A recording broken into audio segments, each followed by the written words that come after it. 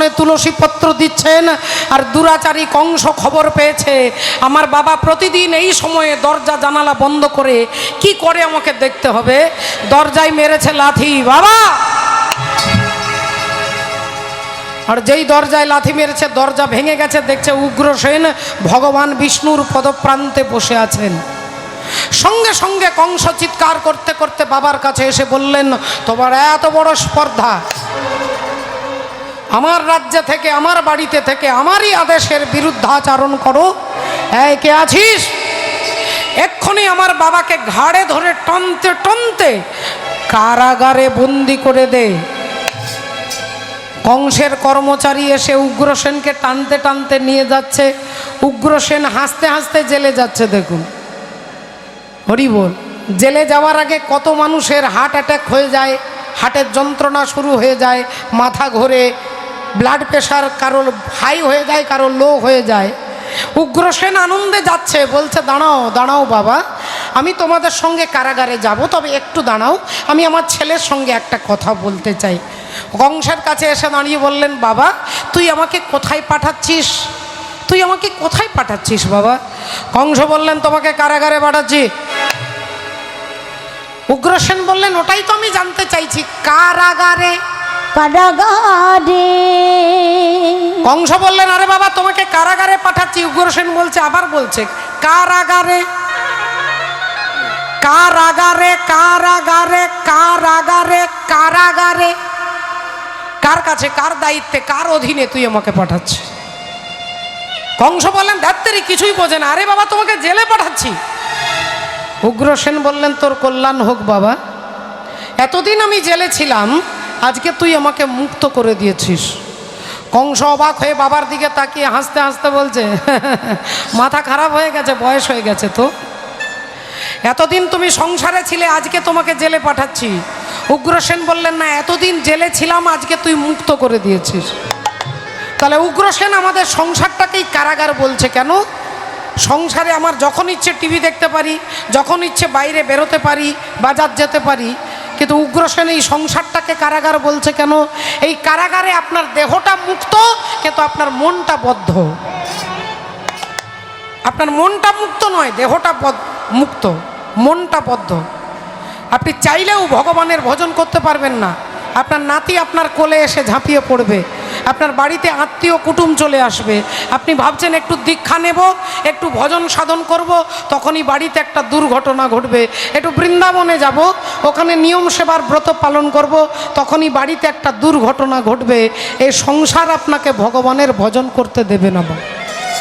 তাই উগ্রসেন বলছে, এতদিন কারাগারে ছিলাম, আজ তুই আমাকে মুক্ত করে দিয়েছিস, আজ আমার দেহটা বদ্ধ থাকবে। কারাগারের লোহার দরজার ভেতরে এই দেহটা থাকবে, কিন্তু ওখানে আমার মনটা বদ্ধ থাকবে না। ওখানে ওই কারাগারের অন্ধকার কারাগারে বসে আমি জোরে জোরে নয়, আমি মনে মনে নাম বলিব, আমি মনে মনে নামে বলিব, আমি মনে মনে হরি নাম বলিব, আমি মনে মনে হরি নাম বলিব, আমার সকলে জ্বালা জুড়াইব, আমি মনে মনে হরি নাম বলিব, সকল জ্বালা জুড়াইব, মনে মনে নাম বলিব। ওই কারাগারে বসে আমি 24 ঘন্টা ভগবানের নামটা বলতে পারবো, তাই তুই আমাকে মুক্ত করে দিয়েছিস। উগ্রসেন কারাগারে চলে গেলেন। মন্ত্রী কানে কানে বলছেন, মহারাজ কাজটা আপনি ভালো করলেন না, আপনি তো আপনার বাবাকে জেলে পাঠিয়ে দিলেন। সাধারণ পাবলিক কি মনে করবে? যারা ভক্ত আছে তারা ভাববে যে কংস যদি নিজের বাবাকে জেলে পাঠায় তাহলে আমাদের দুর্গতি কি হবে, তাহলে আপনার ভোটটা কমে যাবে না। আপনার জনসাধারণের যে ভালোবাসা, জনগণের, জনতা জনার্দন, বিশ্বকবি বলছেন, জনগণ মনোয়ধি নায়ক জয় হে, ভারত ভাগ্য বিধাতা। ভারতবর্ষের ভাগ্যের বিধাতাকে বলে জনগণ। জনগণ চাইলে দেশের কল্যাণ কেউ আটকাতে পারবে না। আর জনগণ যদি একটুতেই ভুলে যায়, কিছু পয়সার বিনিময়ে নিজেকে বিক্রি করে, তাহলে সেই দেশের কল্যাণ ভগবানও করতে পারবে না বাবা। হরি বল। তাই জনগণ যদি খেপে যায় তাহলে আপনার গতি কি হবে? কংস বললেন, তাহলে একটা কাজ করো, সারা রাজ্যে ঘোষণা করে দাও আমি আমার বোন দেবকীর সঙ্গে একজন ভক্তের সঙ্গে বিয়ে দেব। আমার বোন দেবকী কাকার মেয়ে, কংসের কাকার নাম হচ্ছে দেবক রাজা, দেবক রাজার মেয়ে হচ্ছে দেবকী। সেই দেবকীর সঙ্গে ভক্ত বসুদেবের বিয়ে দেব, সারা রাজ্যে ঘোষণা করে দাও, তাহলে ভক্তরা আমাকে ভুল বুঝবে না। এই আনন্দে সারা রাজ্যে ঘোষণা হয়ে গেল বসুদেব আর দেবকীর বিয়ে। আজ কি আনন্দ মধুপুরে,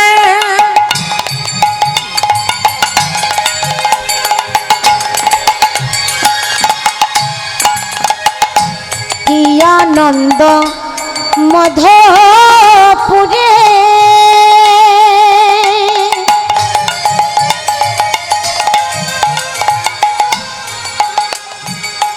অগ কংস রাজভবনে, আহা কি আনন্দ, কি আনন্দ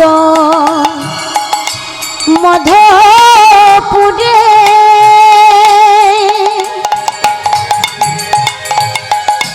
কংস রাজভবনে,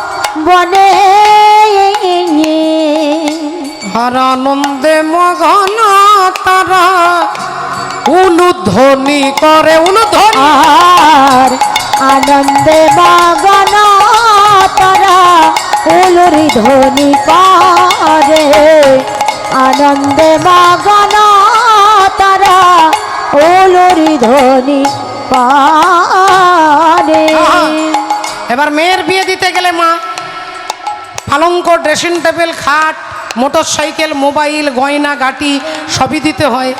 তাই মেয়ের বিয়েতে কি দেখছে দেখুন, আজি মণি মুক্তা প্রবালাদি,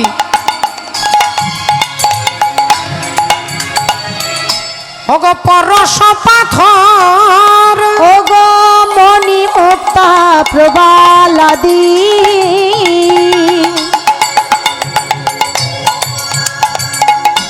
পরশ পাথর, আর তাহা দেখি বসুদেবের বিশুদ্ধ অন্তর, আর তাহা দেখি, ওগো তাহা দেখি হরি ও বসুদেবের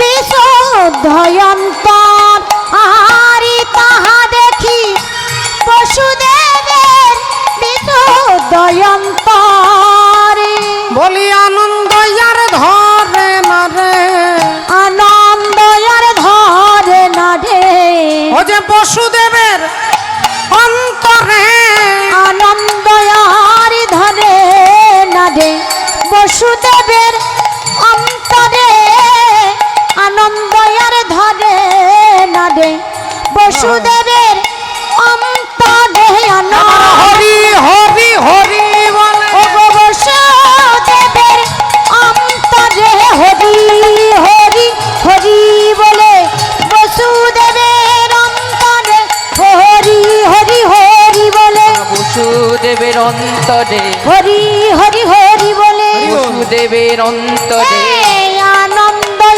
আর ধরে না রে, তাহা দেখি বসুদেবের বিশুদ্ধ অন্তরে, হরি বল।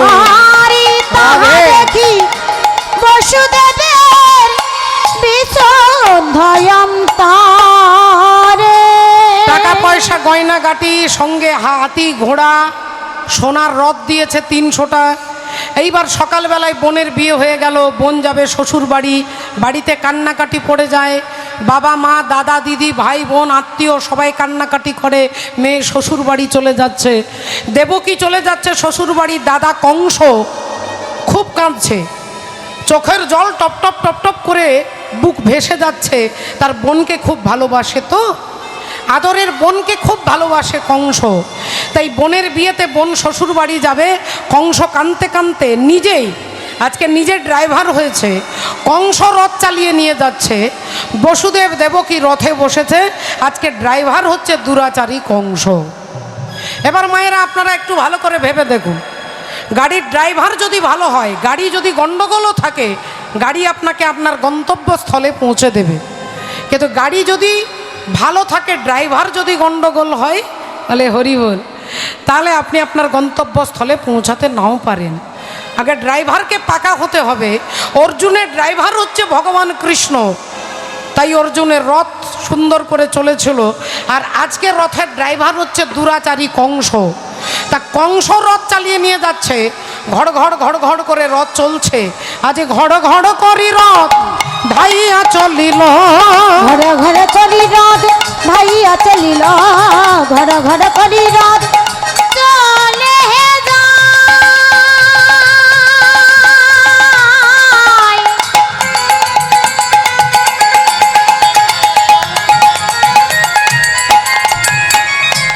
চলে যায়।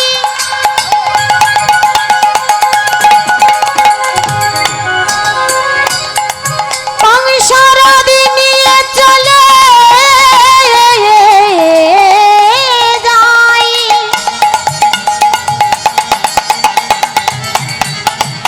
আজি আনন্দেতে চলে যাই।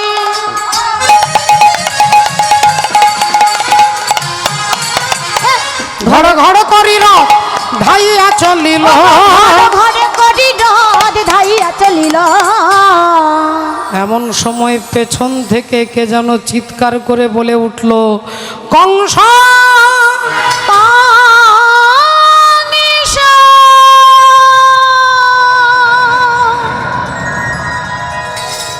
কে? কার এত বড় স্পর্ধা,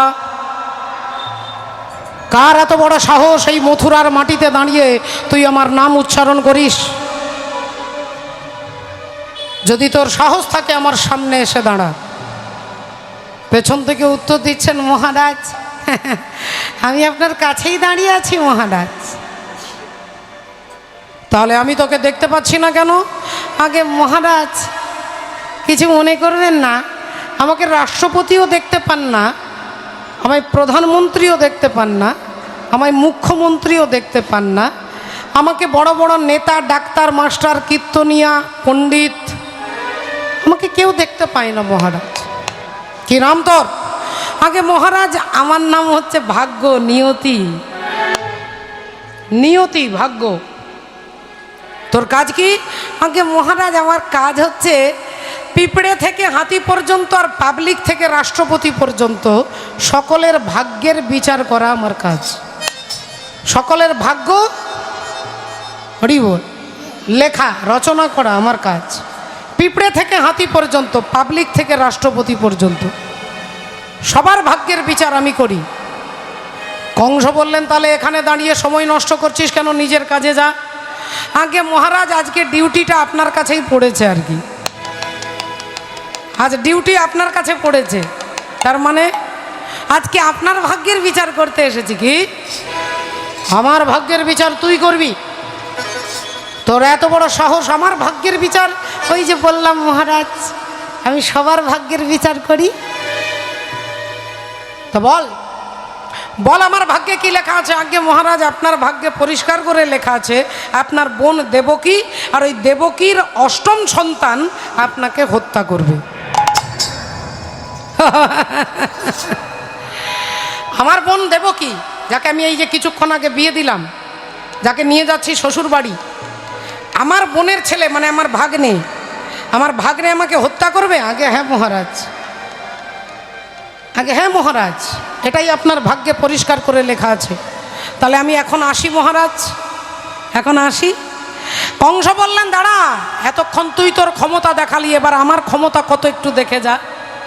এই বলে কংস রথ থেকে নেমে আর বাঁ হাত দিয়ে দেবকীর চুলের মুঠিটাকে টেনে ধরে।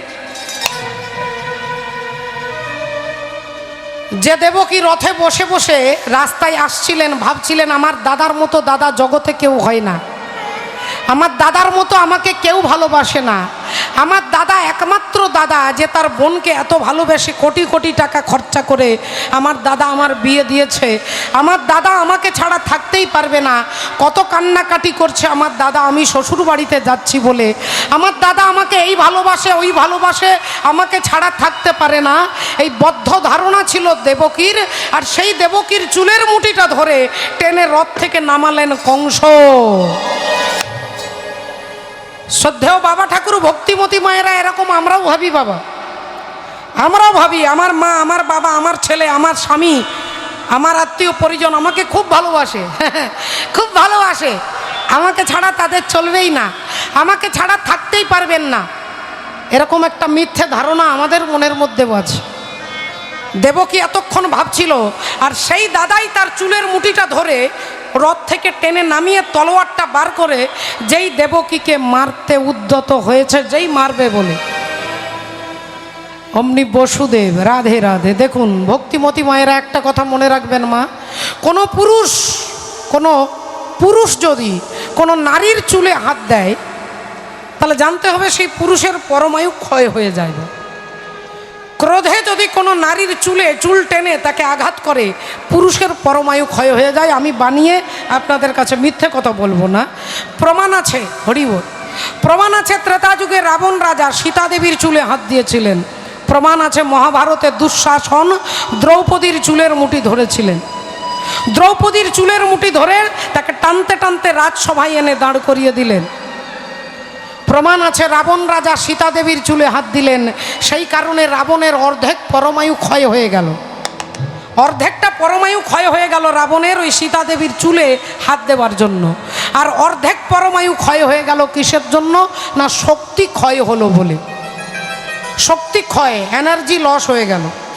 শক্তি ক্ষয় কি করে হলো, কিভাবে হলো, তার তথ্য জানতে গেলে যেতে হবে। রাম আর রাবণের যুদ্ধ হচ্ছে, রাবণের এক একটা করে লোক মারা যাচ্ছে। রাবণ দেখছে আমার রাজ্যের সব আস্তে আস্তে মারা যাচ্ছে, তাহলে এই অবস্থায় যেতে হবে কার কাছে? গুরুদেবের কাছে। গুরু শুক্রাচার্যের কাছে গিয়ে বললেন, গুরুদেব কি করলে রামকে পরাজিত করতে পারবো? গুরু বিধান দিচ্ছে, যদি তুমি বাবা ভোলেনাথকে কোনো রকমে ছলে বলে কৌশলে যদি তুমি তোমার লঙ্কায় নিয়ে যেতে পারো, যদি ভোলেনাথ লঙ্কায় চলে যায়, তাহলে রাবণ, হরিবল, রাম তোমার কাছে হেরে যাবে। রাবণ ছুটতে ছুটতে এলেন বাবা ভোলেনাথের কাছে। ও হে গুরু কল্পতরু করহ নিস্তার, ও হে গুরু কল্পতরু করহে নিস্তার, ও হে গুরু কল্পতরু করহে নিস্তার। অধিষ্ঠান হও প্রভু পুরেতে আমার, অধিষ্ঠান হও প্রভু পুরেতে আমার, অধিষ্ঠান হও প্রভু পুরেতে আমার। শিব ঠাকুরের পায়ে ধরে রাবণ রাজা বলতে লাগলেন, গুরুদেব আমার বাড়ি আপনাকে যেতে হবে। আরে কি বলছো তুমি?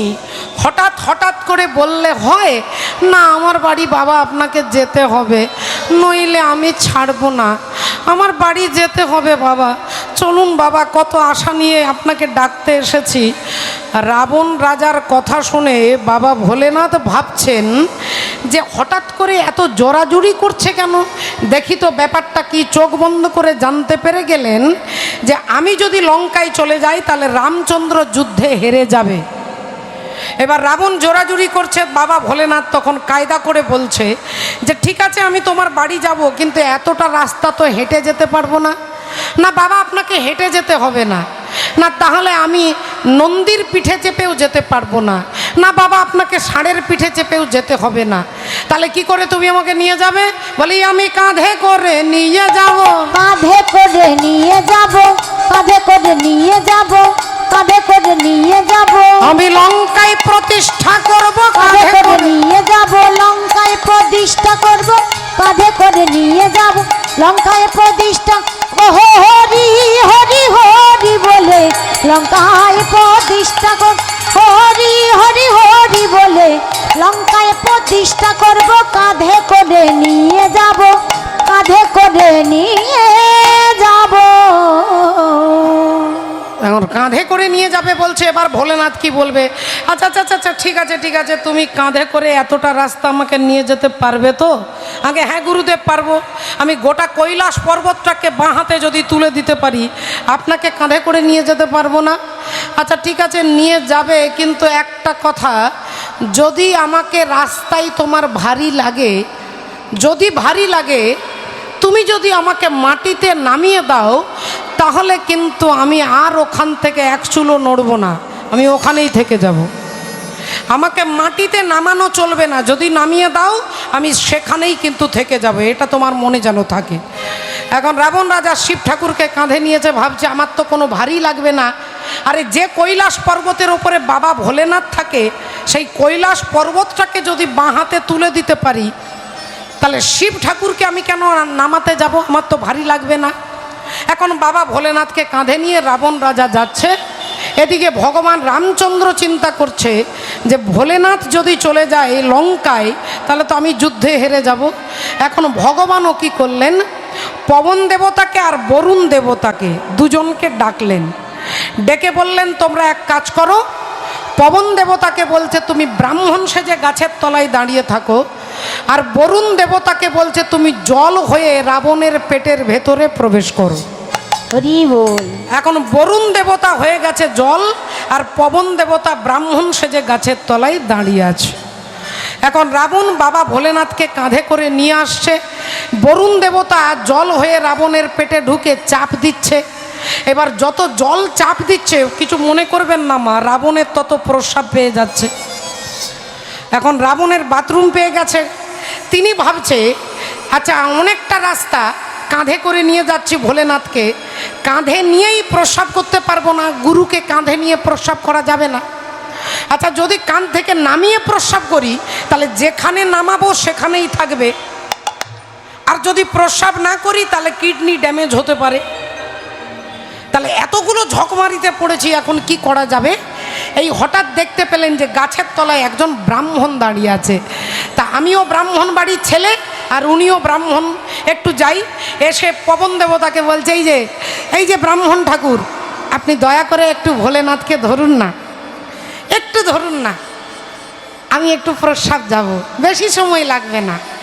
আর পবন দেবতা মনে মনে বলছে আমি এই কেসের জন্যই দাঁড়িয়ে আছি, আর মুখে বলছে না না দাদা আমার দ্বারা হবে না, হবে না, হবে না, পারবো না, এত ভারী শিব আমি ধরে রাখতে পারবো না, একটু ধরুন না দাদা, মাত্র 2 মিনিটের ব্রেক, একটু ধরুন না, আমি প্রস্রাব করে চলে আসব। তা ঠিক আছে, আপনি যখন এতবার বলছেন, 2 মিনিট নয় আমি 5 মিনিট ধরবো, আর 5 মিনিটের বাইরে যদি হয়ে যায় তাহলে কিন্তু আমি মাটিতে নামিয়ে দেবো। রাবণ ভাবলেন যে আমার 5 মিনিট লাগবেই না, আমি প্রস্রাব করব, হাতে পায়ে জল দিয়ে চলে আসব। এখন শিব ঠাকুরকে পবন দেবতার হাতে ধরিয়ে দিয়ে রাবণ একটু দূরে গিয়ে প্রস্রাব করতে বসেছেন। এখন রাবণ প্রস্রাব করছেন, এখন বাবা রাবণ রাজা কি করে জানবে যে আজকে প্রস্রাবের মধ্যেও রাজনীতি ঢুকে আছে? আজকে প্রস্রাব হয়েই যাচ্ছে 1 মিনিট 2 মিনিট 4 মিনিট, প্রস্রাব আর বন্ধ হচ্ছে না। যেই 5 মিনিট হয়ে গেছে, পবন দেবতা শিব ঠাকুরকে নামিয়ে দিয়েছে, আর যেই নামিয়ে দিয়েছে এদিকে প্রস্রাব বন্ধ, যেই নামিয়ে দিয়েছে প্রস্রাব বন্ধ। রাবণ হাতে পায়ে জল নিয়ে যখন আসছে, দেখছে ভোলেনাথ মাটিতে নামানো রয়ে গেছে, ভাবছে কোনো রকমে যদি জোর করে তুলে নিই, যেই রাবণ ছুটে এসে তুলতে যাবে, বাবা ভোলেনাথ সোজা অতল বিতল সুতল তলাতল রসাতল মহতল পাতাল, একবারে পাতালে চলে গেছে। পাতালে যখন বাবা ভোলেনাথ ঢুকে যাচ্ছে, রেগে গিয়ে রাবণ রাজা বাবা ভোলেনাথের মাথাটা ধরে টান দিচ্ছে।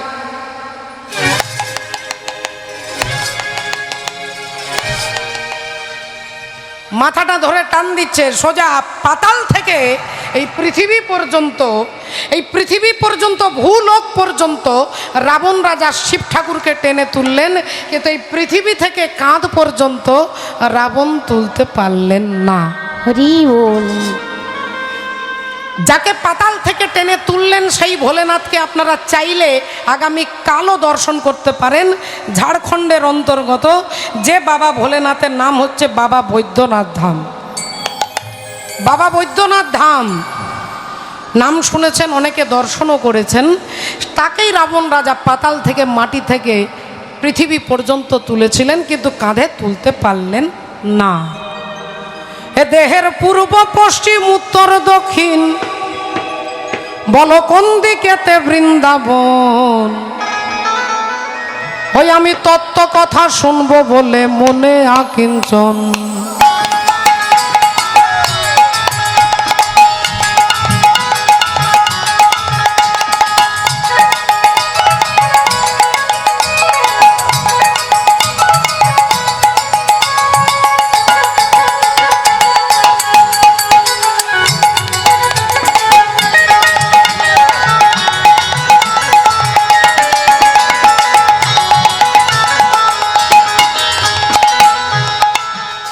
দেহের পূর্ব পশ্চিম, আমার উত্তর দক্ষিণ। দেহের পূর্ব পশ্চিম উত্তর দক্ষিণ। ও মায়েরা, এদিকটা পূর্ব দিক, ডান হাত দিয়ে ডান দিকটা, আর এদিকটা পশ্চিম দিক। আর কোমর থেকে ওপরের দিকটা হচ্ছে উত্তর দিক, আর কোমর থেকে নিচের দিকটা হচ্ছে দক্ষিণ দিক। তত্ত্বদর্শী মহাজন বলছে, ও দেহের পূর্ব পশ্চিম উত্তর দক্ষিণ, বলো কোন দিকেতে বৃন্দাবন। তত্ত্ব কথা শুনবো বলে মনে আকিঞ্চন, আমি তত্ত্ব কথা শুনবো বলে মনে আকিঞ্চন।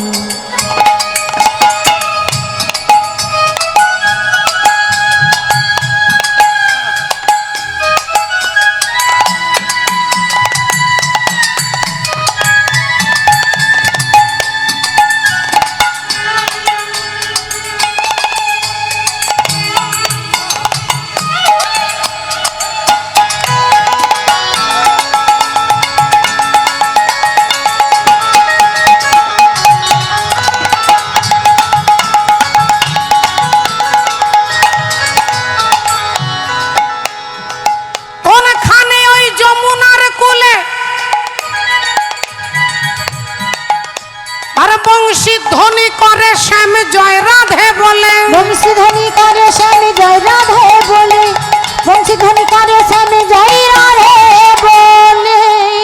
বলো কোন কমলে কমলিনী, ওরে মা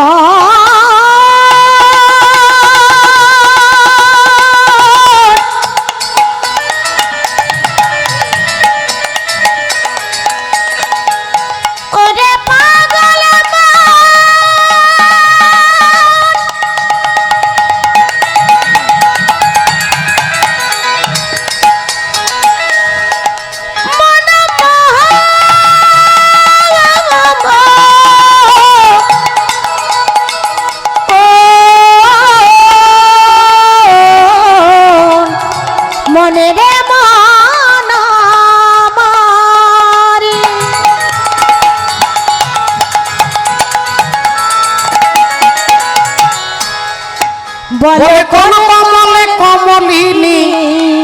হ্যাঁ, ও বলো কোথায় থাকে সখী গো। আমি তত্ত্ব কথা শুনবো বলে মনে আকিঞ্চন, তত্ত্ব কথা শুনবো বলে মনে আকিঞ্চন। কোনখানেতে হয় গো মহারাজ, কোনখানেতে রাধা কৃষ্ণ সদা থাকে বাস। কোনখানেতে রাধা কৃষ্ণ সদা থাকে বাস, কোনখানেতে রাধা কৃষ্ণ সদা থাকে বাস। ভক্তিমতী মায়েরা আমার দিকে তাকান, এই দেখুন চূড়া মধ্যে চূড়ামণি ব্রহ্ম পাশে স্থিতি, পাঠ মধ্যে মহাবিষ্ণু করেন বসতি, চক্ষুতে শ্রী কালাচাঁদ করিতেছে ধ্যান, নাসিকাতে নিত্যানন্দ করে মধুপান, কর্ণেতে চৈতন্য গোসাই হয়ে সাবধান, মুখেতে ভদ্রাক্ষ বসি 32 যোগান, জিহ্বাতে নারদ মুনি বাজাই কন্দল, জিহ্বার নিচে বসে নদী গয়া গঙ্গা জল, আল জিহ্বায় সরস্বতী, বামেতে শ্রীধাম, কণ্ঠেতে শ্রী কানাই, বাহুতে বলরাম, হস্তেতে শ্রী গোবিন্দ দান অধিপতি, সপ্তদ্বীপে জগন্নাথ করে নবসতী, নাভিমূলে ব্রহ্মা সদা করিতেছে লীলা, লিঙ্গে মহাদেব বসি লয়ে চন্দ্রকলা, গুজ্জদ্বারে বসিয়াছে নাড়ুয়া গোপাল, কামিনীর সঙ্গে কেলি বড়ই রসাল, হাঁটুতে শক্তির স্থিতি বসুমতি পায়, 18 মোকাম তত্ত্ব শুনো সমুদায়। এই সব তত্ত্ব কথা যেই জন জানে, নরলোকে তুচ্ছ তারে দেবলোকে মানে।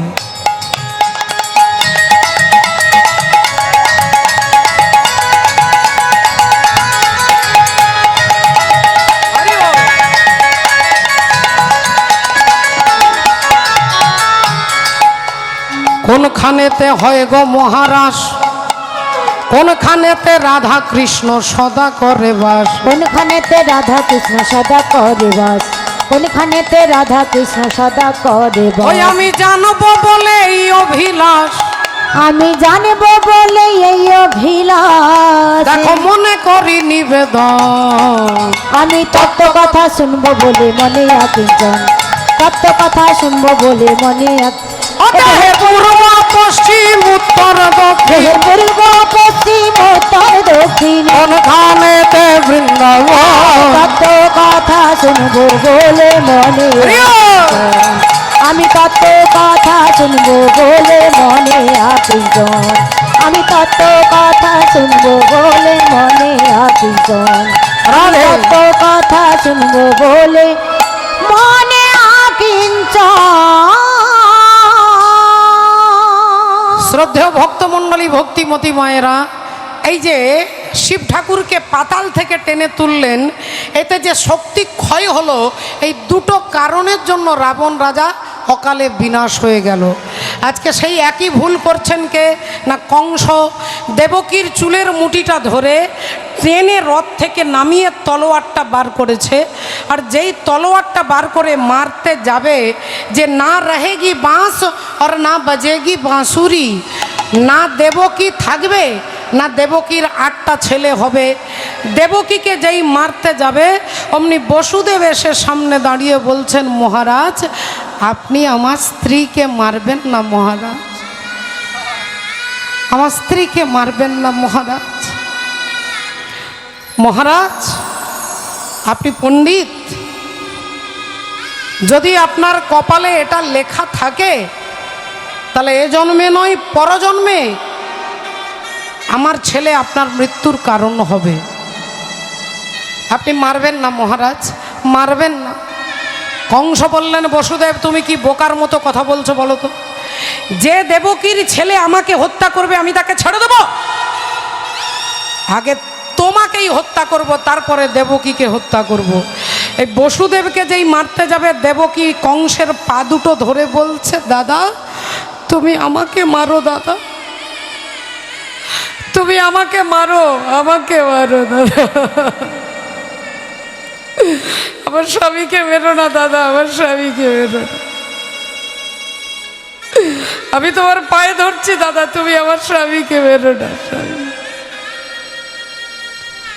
এখন দেবকীকে মারতে গেলে বসুদেব আটকাচ্ছে, বসুদেবকে মারতে গেলে দেবকী আটকাচ্ছে।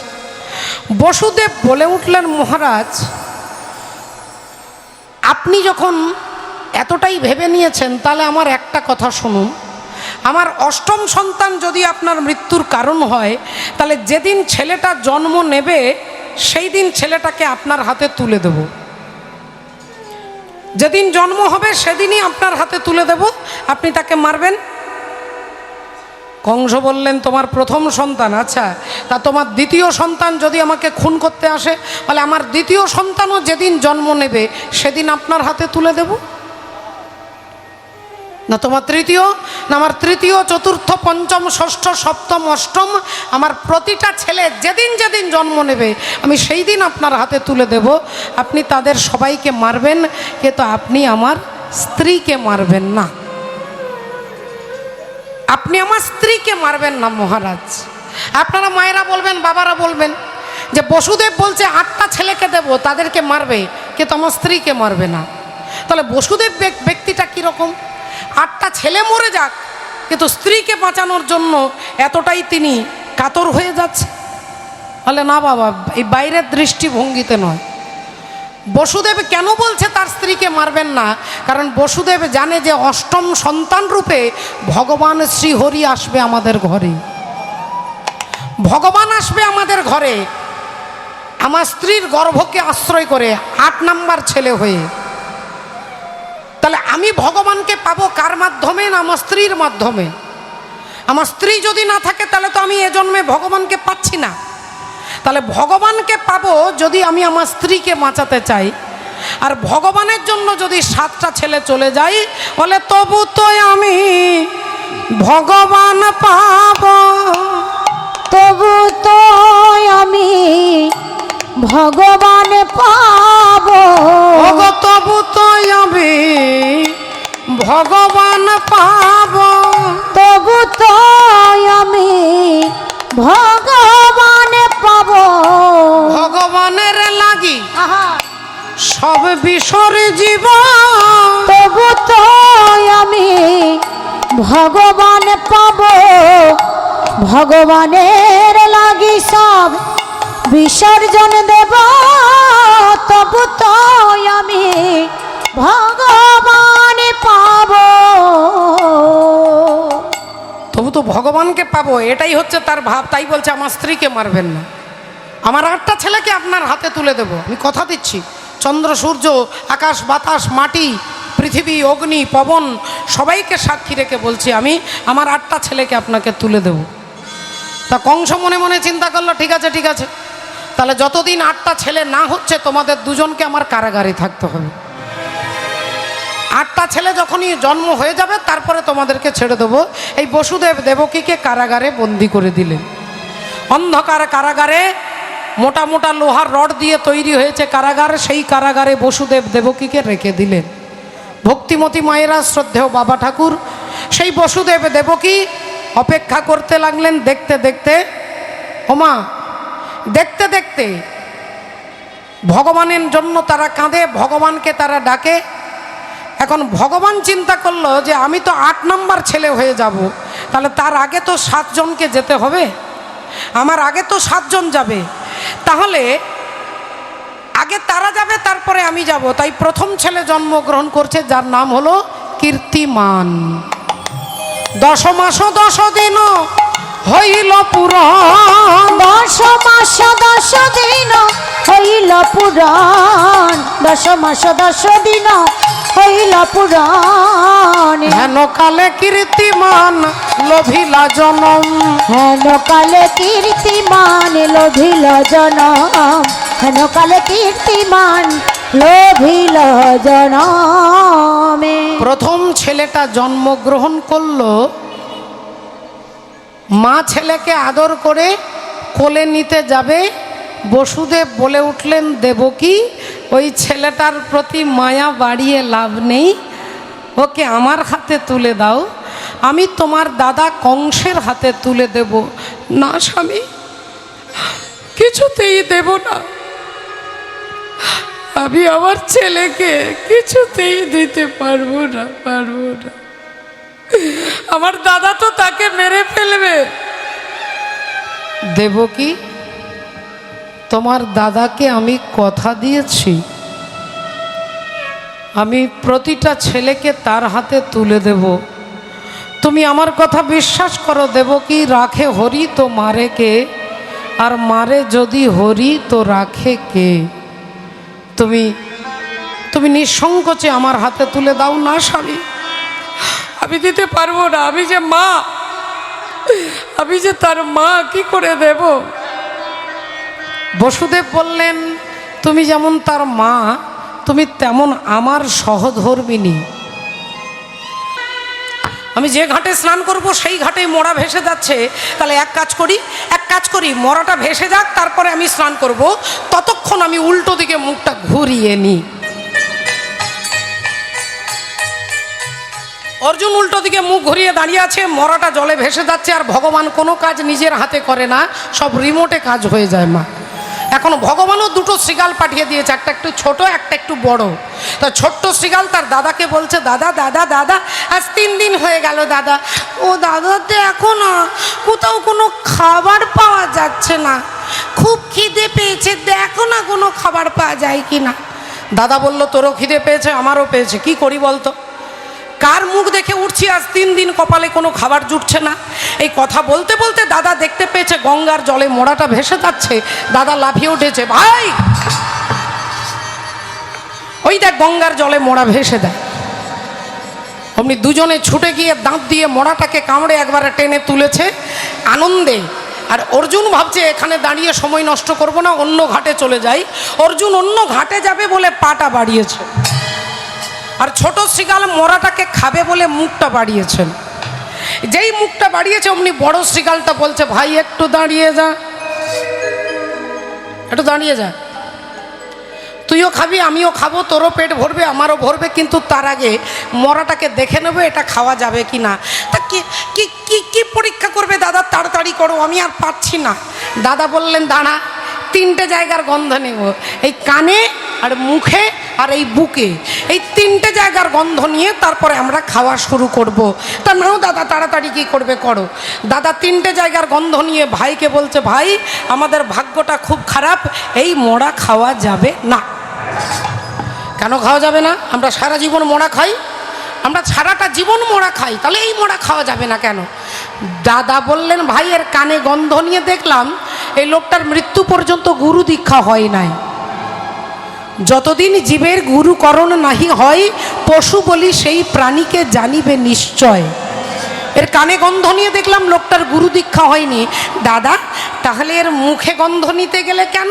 না, মুখের মধ্যে গন্ধ নিয়ে দেখলাম যে লোকটা 24 ঘন্টার মধ্যে, সারা দিনের মধ্যে একবারও নিতাই গৌর প্রেমানন্দে হরি বলবো, 24 ঘন্টার মধ্যে একবারও হরি বল বলে কি না। কিন্তু এর মুখে গন্ধ নিয়ে দেখলাম লোকটা সারা দিনে একবারও ভগবানের নাম বলে না, কিন্তু মরবার আগে, হার্ট ফেল করবার আগে সে যে বাজারে তিরঙ্গা খেয়েছে সে গন্ধ এখনো বেরোচ্ছে। বললো দাদা তাহলে বুকে গন্ধ নিয়েছ কেন? না, বুকের মধ্যে গন্ধ নিয়ে দেখলাম যে কোনোদিন কোনো সাধুকে জড়িয়ে ধরে আলিঙ্গন করেছে কিনা। এর মধ্যে কোনো কোয়ালিটি নেই ভাই, তাই একে তুইও খাবি না, আমিও খাবো না, চল পালিয়ে চল। মরাটাকে ফেলে দিয়ে দুটো শৃগাল চলে যাচ্ছে, অর্জুন ভাবছে আমিও চলে যাই।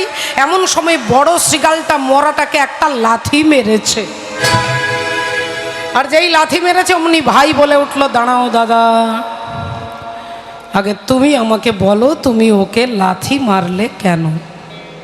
ওকে কেন লাথি মারলাম তোকে এখনো বলতে হবে? ও মহাপাপী, ও ঘোর পাপী, ও ভয়ঙ্কর পাপী, তাই ওকে লাথি মেরেছি। না দাদা, ও দাদা, ও পাপী বলে তুমি লাথি মারতে পারোনি, ও মরে গেছে বলে তুমি লাথি মারতে পেরেছো। আচ্ছা তুমি আমায় বলো দাদা, ও যদি বেঁচে থাকতো তুমি লাথি মারতে পারতে? বলে হ্যাঁ পারতাম, হ্যাঁ পারতাম। ভাই বলছে তাহলে তোমাকে এক্ষুনি একটা জ্যান্ত পাপী দেখাচ্ছি যে এর থেকে আরো ভয়ঙ্কর পাপী।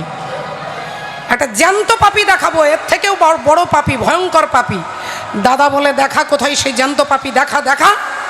ভাই অমনি মুখটা তুলে দেখাচ্ছে, ওই যে ভদ্রলোক উল্টো দিকে মুখ ঘুরিয়ে দাঁড়িয়ে আছেন না, ওই ভদ্রলোক হচ্ছে এর থেকে আরো ভয়ঙ্কর পাপী। আর যেই বলেছে দাদা চিৎকার করে উঠেছে, চুপ! সর্বনাশ! থরথর করে কাঁপছে, থরথর করে কাঁপছে, আর বলছে ভাই পালা, শীঘ্রই পালা এখান থেকে, পালা শীঘ্রই এখান থেকে, তুইও মরবি আর আমিও মরবো। কাকে তুই জ্যান্ত পাপী বলেছিস? ওই ভদ্রলোককে তুই চিনিস না, তাই তোর মুখ দিয়ে কথা বেরিয়ে গেছে। শীঘ্রই পালা এখান থেকে। উনি শৃগাল কুকুরের ভাষা বুঝতে পারে, যদি তোর কথাটা তিনি শুনতে পেয়েছে তাহলে তোকেও মারবে আমাকেও মারবে, শীঘ্রই পালা। ভাই বলল দাদা এত ভয় পেয়ে যাচ্ছ কেন? এত ভয় পাবার কি আছে? কি এমন বলেছি? বলল তুই কাকে জ্যান্ত পাপী বলেছিস তুই তাকে চিনিস? ভাই বলল খুব ভালো করে চিনি। না, তুই চিনিস না। যদি তুই চিনতিস ওনাকে, উনি কে, যদি তুই তাকে তার মুখটা দেখতিস তাহলে তুই কথা বলতে পারতিস না। ভাই বলল দাদা আমি শুধু ওনাকে চিনি না, উনি যে খানদানে জন্মগ্রহণ করেছে আমি তাদের সবাইকে চিনি। উনি যে বংশে জন্মগ্রহণ করেছে সেই বংশের নাম চন্দ্রবংশ, আর চন্দ্রবংশের প্রথম পুরুষ হচ্ছে পরমাত্মা ভগবান শ্রী বিষ্ণু। বিষ্ণুর নাভি থেকে সৃষ্টি হলো ব্রহ্মা। ব্রহ্মার পুত্র অত্রি, অত্রির পুত্র সোম, সোমের পুত্র বুধ, বুধের পুত্র পুরুরুবা, পুরুরুবার পুত্র আয়ুষ, আয়ুষের পুত্র নহুষ, নহুষের পুত্র যজাতি, যজাতির পুত্র যদু, যদুর পুত্র পুরু, পুরুর পুত্র জন্মেঞ্জয়, জন্মেঞ্জয় পুত্র প্রচিষ্যান, প্রচিষ্যানের পুত্র মনুষ্য, মনুষ্যের পুত্র চারুপদ, চারুপদের পুত্র শুদ্ধু, শুদ্ধুর পুত্র বহুগব, বহুগবের পুত্র সংজাতি, সংজাতির পুত্র অসংজাতি, অসংজাতির পুত্র রুদ্রাস্য, রুদ্রাস্যের পুত্র ঋতেষু, ঋতেষুর পুত্র রস্তিনব, রস্তিনবের পুত্র রেভি, রেভির পুত্র দুষ্মন্ত, দুষ্মন্তের পুত্র ভরত, ভরতের পুত্র ইক্ষু, ইক্ষুর পুত্র সংবরণ, সংবরণের পুত্র সুধনু, সুধনুর পুত্র সুহত্র, সুহত্রের পুত্র চবন, চবনের পুত্র কৃতি, কৃতির পুত্র উপরিচর বসু, উপরিচর বসুর পুত্র জরাসন্ধ, জরাসন্ধের পুত্র সহদেব, সহদেবের পুত্র সোমাপি, সোমাপির পুত্র কুকু, কুকুর পুত্র জন্নু, জন্নুর পুত্র সুরত, সুরতের পুত্র বিদুরথ, বিদুরথের পুত্র রাধিক, রাধিকের পুত্র অযুতায়ু, অযুতায়ুর পুত্র অক্রধন, অক্রধনের পুত্র দেবতিথি, দেবতিথির পুত্র ঋক, ঋকের পুত্র দিলীপ, দিলীপের পুত্র প্রতীপ, প্রতীপের পুত্র শান্তনু, শান্তনুর পুত্র বিচিত্র বীর্য, আর বিচিত্র বীর্যের পুত্র একমাত্র পাপী যিনি হলেন অর্জুন। পাণ্ডুর পুত্র হচ্ছে অর্জুন, বিচিত্র বীর্যের পুত্র পাণ্ডু, আর পাণ্ডুর নন্দন যিনি উল্টো দিকে মুখ ঘুরিয়ে দাঁড়িয়ে আছে তিনি আর কেউ নয়, তিনি হলেন অর্জুন। আর যেই বলেছে অর্জুন অমনি অর্জুনের প্রেস্টিজে লেগেছে, গদাটা তুলেছে। হ্যাঁ, তোর এত বড় সাহস, এত বড় সাহস তুই কিনা আমাকে একটা সামান্য বনের পশু হয়ে আমাকে জ্যান্ত পাপী বলিস তুই? অর্জুন গদাটা তুলেছে মারবে বলে, শ্রীগাল অমনি ছুটে এসেছে, অর্জুন ঠাকুর, অর্জুন ঠাকুর আপনি আমায় মারবেন? তা মারুন না, কিন্তু আমাকে মারতে গেলে আমার 3টে প্রশ্নের জবাব আপনাকে দিতে হবে। বল তোর কি প্রশ্ন, বল বল তোর কি প্রশ্ন, বল শীঘ্রই বল, তারপরে তুই মরবি। শ্রীগাল বললেন, আমার প্রথম প্রশ্ন, আপনি এখানে কেন এসেছেন? অর্জুন বললেন, ওরে মূর্খ শ্রীগাল, আমি এখানে কেন এসেছি জানিস না? আমি গঙ্গা স্নান করতে এসেছি। শ্রীগাল বললেন, আচ্ছা আচ্ছা, গঙ্গায় স্নান করলে কি হয় গো? গঙ্গায় স্নান করলে দেহটা পবিত্র হয়, এটাও জানিস না তুই মূর্খ? ও আচ্ছা আচ্ছা আচ্ছা, আমার 3 নম্বর প্রশ্ন, আর আপনাকে বিরক্ত করব না। যে জলে স্নান করলে দেহটা পবিত্র হয়, অর্জুন ঠাকুর এই গঙ্গার সৃষ্টি কোথা থেকে হয়? ওরে মূর্খ, ওরে মূঢ়, ওরে অজ্ঞানী, ওরে নীচ, ওরে পশু, তুই কি করে জানবি যে এই গঙ্গার সৃষ্টি গোবিন্দের চরণ থেকে হয়? হ্যাঁ, তুই কি করে জানবি যে এই গঙ্গার সৃষ্টি গোবিন্দের চরণ থেকে? শ্রীগাল বললেন, অর্জুন ঠাকুর মাফ করবেন, কিছু মনে করবেন না, আপনি কমপক্ষে আমাকে 10 বার মূর্খ বলেছেন, কিন্তু আপনার উত্তর শুনে মনে হলো আমার থেকে আপনি ডবল মূর্খ। তাহলে কেন না, আপনি জানেন যে গোবিন্দের চরণ থেকে গঙ্গার সৃষ্টি, তাহলে আপনি কত বড় জ্ঞান পাপী। যোগী যারে যোগে পাই না, আরে ঋষি যারে ধ্যানে পাই না। অর্জুন ঠাকুর, যোগী যারে যোগে পাই না, ঋষি যারে ধ্যানে পাই না, অনন্ত কোটি জীব যাকে পাওয়ার জন্য সাধনা করে, এহেন সৃষ্টিধর হরি যার চরণ থেকে পতিত পাবনী গঙ্গার সৃষ্টি, সেই ভগবান আপনার রথে বসে আছেন, আর আপনি কত বড় মূর্খ যে তার চরণ ছেড়ে দিয়ে গঙ্গায় ডুব দিতে এসেছেন। তাই ভগবানের চরণ ছেড়ে যে গঙ্গায় ডুব দিতে যায় তার সমান মূর্খ স্বর্গমর্ত পাতালে নাই। এবার আপনি আমাকে মারুন অর্জুন ঠাকুর, আপনার অনেক দেরি হয়ে গেছে, আপনি আমাকে মারুন।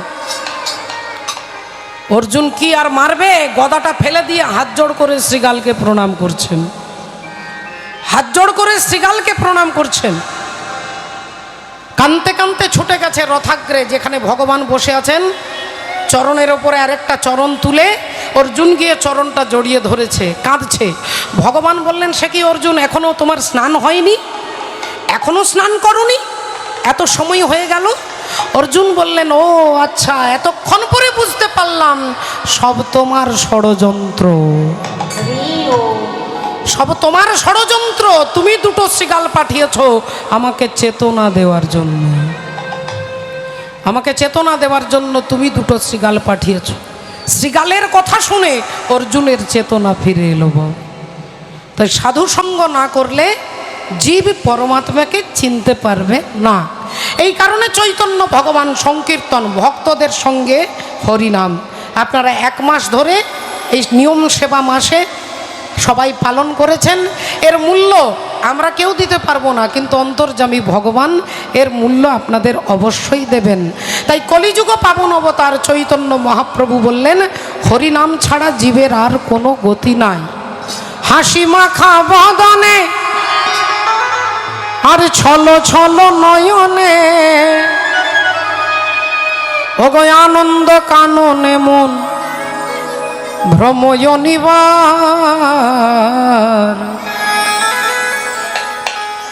একবার হরি বলো মনে রে আমার হরি।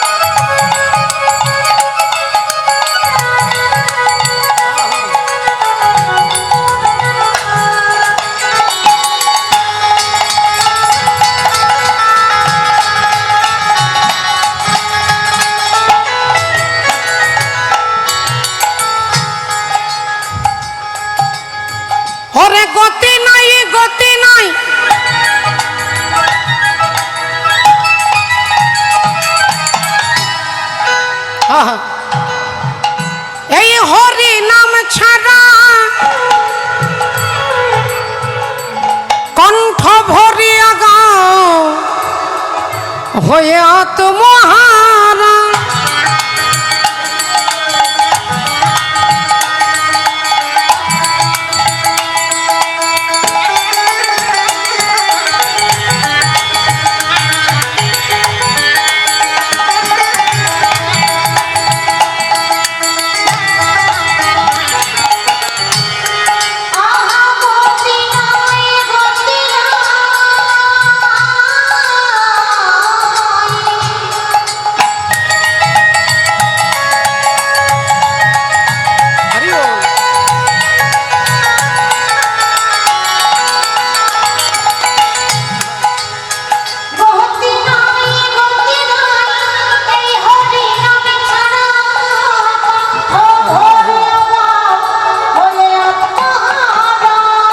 বলি ওই দেখো শ্মশানে কিবা রাত্রি দিনে,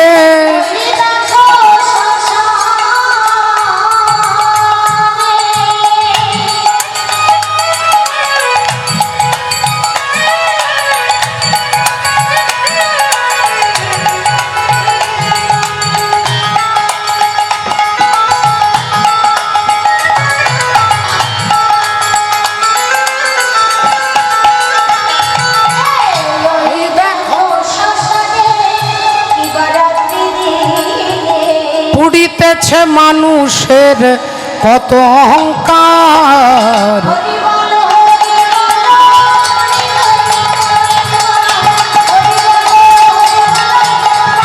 নিতাই গৌর সীতানাথ ব্রহ্মানন্দে হরি হরি বল হরি বল হরি বল।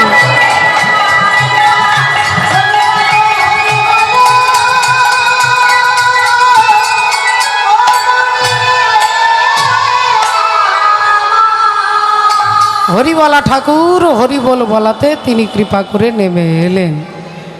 তাই অসাধনে চিন্তামণি বিধি মিলা হলো আনি, আমার গোরা বড় দয়ার সাগর। গোরা গুণ কহনে না যায় না যায় গো না যায় গো না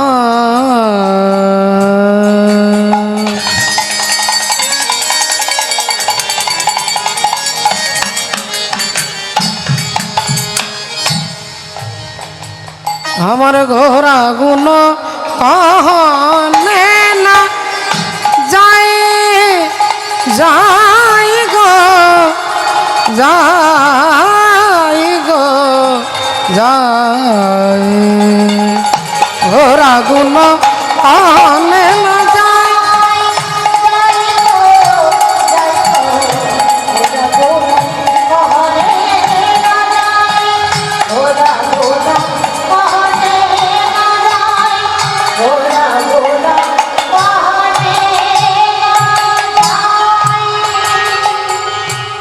ঘোরা ঘোরা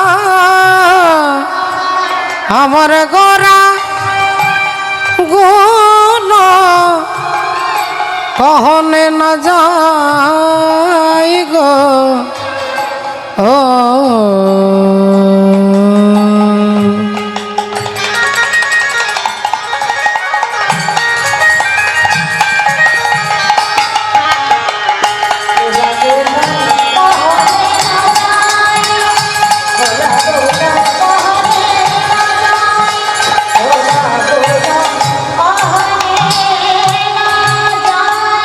কত শত আনন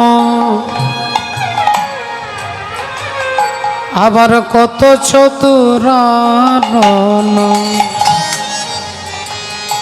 বরণিয়া